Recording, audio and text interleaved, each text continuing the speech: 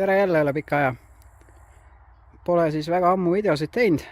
No, põhirõhk oli, ootasime talve, aga seda ei tulnud. Vist on üks klipp ka Rohelisest, kus me käisime proovimas. Lasime paar ringi, jäime kinni, saime kaevata ka.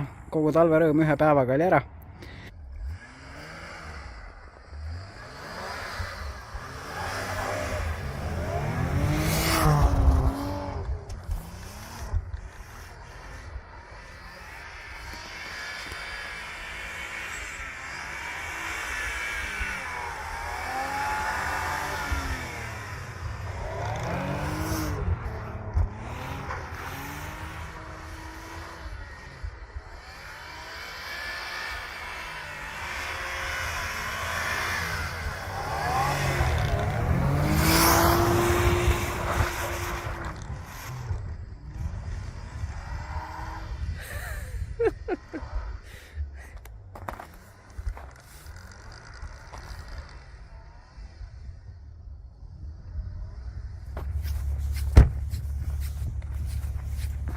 No jah.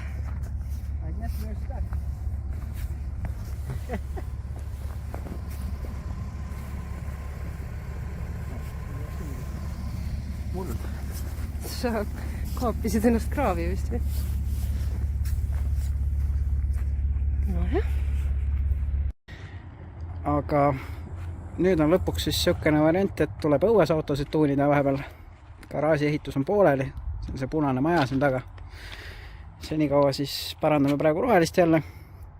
Rohelisel on siuke häda, et salongi radikas lekib.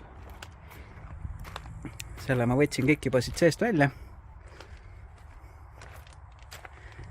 Et auto on seest kõik tühi juba. Siis ma tahtsin peegli ära vahetada. Peeglil oli klaaserid rikutud, aga kui ma hakkasin peeglit tagasi panema, siis läks esiklaas katki. Ühesõnaga, siis me lõiksime klaasi ka eest ära. Et siis on 2 ühes.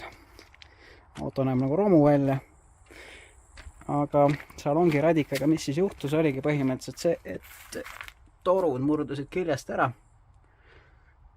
Et siis siukene shit show. No, ei ole hullu. Siin juba saab varsti asjad kokku tagasi. Aga miks me õues toimetame ja taamal on justkui nagu garaaž olemas? See on sellepärast, et seal on vaja natuke veel põrandaid asju sättida. Siinpool tegelikult isegi on juba põrand valatud. Pärast näitan sinna sisse ka mingi aeg. See asi kuivab siin. Ja seal teise pool ukse taga on veel suurem ruum. Seal ootab siis meie esimene üks siuke tööot selle sügisesse.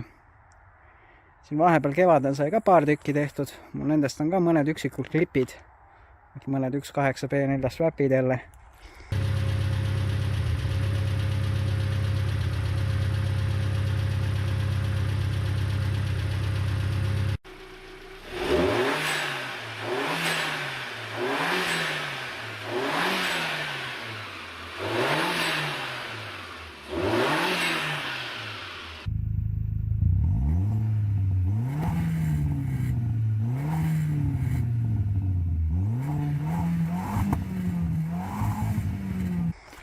Jah, siis sai enda auto ka välja toodud, ära pestud. Seda vist ei olnud 2-3 aastat pesnud. Seistes on kurat sumpa plekka lahti tulnud. Sellega tagasi panema. Piilume nüüd siis siia ühte tubadest sisse. See on siis nii-öelda väiksem garaaž. Siin on juba lambid panin lakke. Et oleks valgem, sellised tänapäevased LED-id ikka. Põrand oli siis siin valatud. See kuivab. Kui ära kuivab, siis saab ära värvida. Lisaks ma tahaks seinad ka mingisuguse heledama värviga ära värvida. Võib-olla heleroheline. Siis ruumalalt või pindalalt on sama suur kui teine garaaž, kus me tööd tegime. Ehk siis siuke kodune. Siit 2 lambi vahelt siia tuleb seina sisse auk. Sealt saab siis suuremasse garaaži poolde edasi, aga seal on vaja veel kõik üles kaevata ja teha. Senikaua saame siin väiksemas ruumis hakkama, nagu ka elu on näidanud, siis mega palju ruumi ei ole vaja, et igast tööd ja asjad tehtud saaks. Väike aken on ka. Jah, sihuke ta on. Vahepeal on nüüd klaas liimitud ja ära kuivanud. Panin igaks juhuks siia alla need plastmassid tagasi, et lubab vihma. Et siis ei saja sisse. Et tegelikult ma tahaks sealt alt veel puhastada ja selle strutpaari ka lõpuks sinna paika panna, aga igaks juhuks ma pakkisin praegu kokku. Kuna klaasiliimi jäi törts üle, siis ma panin peeglitele ka need katted peale, mis on umbes 5 aastat oodanud. Et tegelikult ma kunagi mõtlesin neid hallile autole panna, aga kuna seal kroomi ei ole ja sellel siin akende äärtes on ka kroomi, siis läks siia autole nad ja minu meelest sobivad väga hästi. Siis nüüd ma olen selle puhuri kasti juures.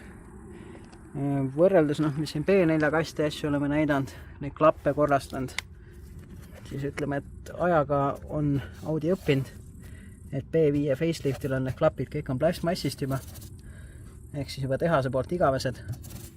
Näiteks Preface'il nagu see hõbedane, seal on ka need samad svammidega nagu B4-l, et pudenevad tükkideks. Aga see on juba väga hea kast. Nii, selle pilli saime ka kokku tagasi. Sain seekord peegli ka klaasi külge niimoodi, et klaas jäi terveks. Ehk ühesõnaga see olukord on ka lahendatud, sooja puhub vägevalt. Ja kui me juba seda autot timmisime, siis sitaks häiris, et see esistange on katki. Uus tange oli juba olemas. Värvisime ära, ilusti roheliseks. Tundub, et isegi päikese käes värv klapib. Ja kui juba värv käes oli, siis lisaks stangele värvisime tagant selle tiiva ära. Siia sattus teistsugune roheline värv, et see nagu väga ei matchi, aga roheline on roheline. Siinpool on siis suurem garaaži pool, et siin on juba ruumi sitaks, aga siin on tööd ka sitaks. Siin on vaja veel kõik rämps välja koristada, põrand üles võtta, valada, sellepärast me alustasimegi sealt poolt väiksemast kohast. See eelmine klipp, kus ma rääkisin, et seina sisse tuleb auk, see ongi täpselt siia 2 posti vahele, et siis need ruumid oma vahel oleks ühenduses. Siia üles peale tahaks oma nii-öelda varuosa lao teha, kus ma oma varutükke kogun. Ja siin all siis vaatab, et siia võib-olla teeb mingi töönurga, sinna poole peab mingi trepp jääma või tegelikult sinna poole, eks siis vaatab. Siin on ikka juba ruumi nagu kordades rohkem kui harjunud olema. Aga siin pohal võib-olla lõpetakski siis selle videoga, sest järgmise video sisu juba paistab siit, mis me selle autoga teeme, miks ta uuesti siin on, eks siis juba selgub.